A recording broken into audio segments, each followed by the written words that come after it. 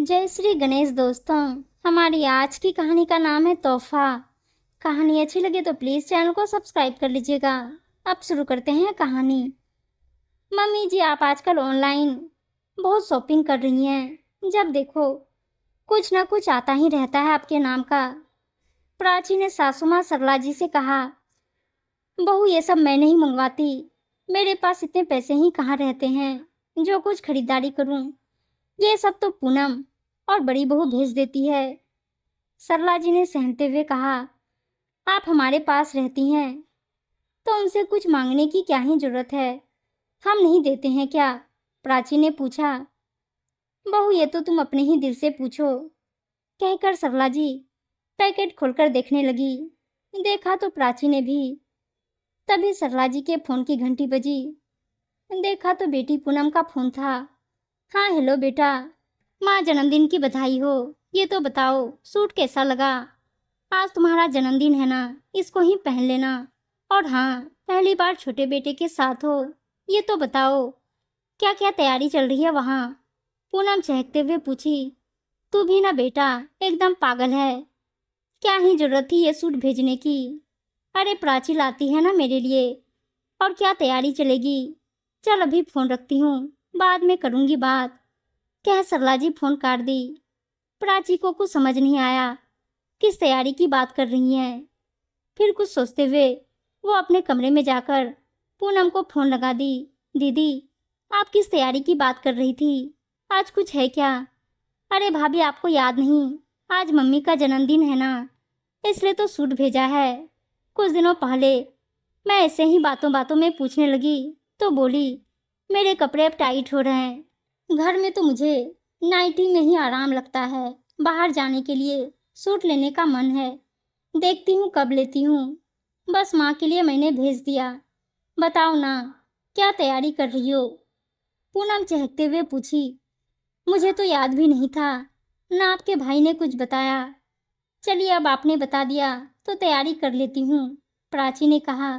सरला जी कमरे में आंखें बंद कर लेटी हुई थी। उन्हें सुबह से थोड़ा बुरा लग रहा था कि ना बेटा ना बहू किसी ने जन्मदिन की बधाई नहीं दी। ऊपर से तोहफा देखकर प्राची कैसे बोलने लगी, एक मैं हूँ जो भी हाथ में थोड़ा बहुत पैसा ये लोग देते हैं वो भी उन्हें ही तोहफा देने में खर्च कर देती हूँ। 2 महीने पहले ही तो प्राची का जन्मदिन था। वो उसके लिए कितने प्यार से तोहफा लेकर आई थी। प्राची भी देखकर खुश हो गई थी। क्या सास का फर्ज बस बहू को ही देते रहना है, कभी कुछ लाकर तो देती नहीं है। उस दिन बड़ी बहू से बात करते वक्त ना जाने नाइटी कैसे फट गई। वो देखते ही बोली, मम्मी जी आपकी सब नाइटी पुरानी लगने लगी है, कभी प्राची बाजार जाएगी तो नया मंगवा लीजिएगा। सरला जी ने 1-2 बार कहा भी, पर प्राची भूल गई कहकर कभी लाई ही नहीं। तब बड़ी बहू ने ही ऑनलाइन भेज दिया था। ना जाने ये सब सोचते सोचते कब सरला जी की आंख लग गई।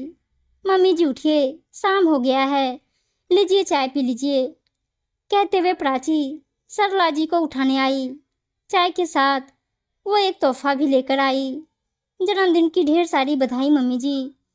सॉरी मुझे याद ही नहीं रहा, कहते हुए वो सरला जी को तोहफा पकड़ा दी। सरला जी तोहफा एक किनारे रखकर बोली, बहू इन सब की कोई ज़रूरत नहीं है और तुम्हें सॉरी बोलने की भी ज़रूरत नहीं है। बस ज़रूरत है तो इतना समझने की कि जब मैं यहाँ पर हूँ तो अभी तुम्हें मेरे लिए सोचने का वक्त नहीं मिलता। कुछ लाने को कहूँ तो नहीं लाकर देती हो, पर वहीं पर तुम अपने मायके कितना कुछ ऑनलाइन भेजती रहती हो। कमाता मेरा बेटा है, पैसे लाकर सब तुम्हारे हाथ में रख देता, ये बोलते हुए कि घर के लिए और मम्मी को जो भी ज़रूरत हो इसमें से ले आना, पर तुम कभी नहीं लेकर आई। साथ तुम्हारे रहती हूँ, पर जरा सा फ़ोन पर बीमार देख बड़ी बहू और बेटी समझ जाते, वो फटाफट ऑनलाइन सामान भिजवा देते, पर तुमसे नहीं होता। मुझे कोई तोहफा ही देना चाहती हो तो बस इतना करना, दूर बैठी माँ की जितनी फिक्र करती हो थोड़ी यहाँ साथ रहती सास की भी कर लिया करना। प्राची चुपचाप सुन रही थी, जानती थी वो गलत रही है, क्योंकि पति काम की अधिकता में व्यस्त रहने के कारण पत्नी पर भरोसा कर सब जिम्मेदारी उसे सौंप रखा था, पर वो तो अपने मायके वालों के लिए ज़्यादा परेशान रहती थी। सरला जी भी कभी बेटे से कुछ कहती नहीं थी। वो सुबह जल्दी निकल जाता, रात 10 बजे आता, माँ को समय ही नहीं दे पाता था। ऐसे में सरला जी की उम्मीद बहू से रहती, पर वो अपने में मगन। आगे से ऐसा नहीं होगा मम्मी जी, मुझे माफ़ कर दीजिए। आपने पूनम दी से भी कुछ नहीं कहा और बात संभाल ली थी। प्राची शर्मिंदगी महसूस करते हुए बोली, कोई बात नहीं बहू, अब तुम समझ गई हो, यही मेरे लिए बहुत है। सरला जी उसके सिर पर प्यार से हाथ फेरते हुए बोली, एक बार तोहफा खोलकर तो देखिए ना मम्मी जी, प्राची ने आग्रह किया। सरला जी ने जब पैकेट खोला, आश्चर्य से भर गई। वो बहुत पहले बेटे से कही थी, मेरे सोने की चेन टूट गई है, खाली गला अच्छा नहीं लगता, इसे बेचकर नया ले आते हैं।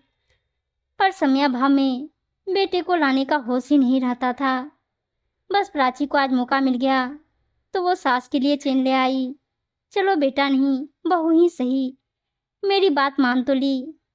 कहते हुए सरला जी हंस दी। पहन लीजिए मम्मी जी, बहुत दिनों से आपका गला सुना पड़ा था। कहते हुए प्राची ने खुद ही सासू माँ को चेन पहना दी। उम्मीद है दोस्तों कहानी अच्छी लगी होगी, और अच्छी अच्छी कहानियाँ सुनने के लिए चैनल को सब्सक्राइब और वीडियो को लाइक शेयर जरूर कर दीजिएगा। धन्यवाद दोस्तों।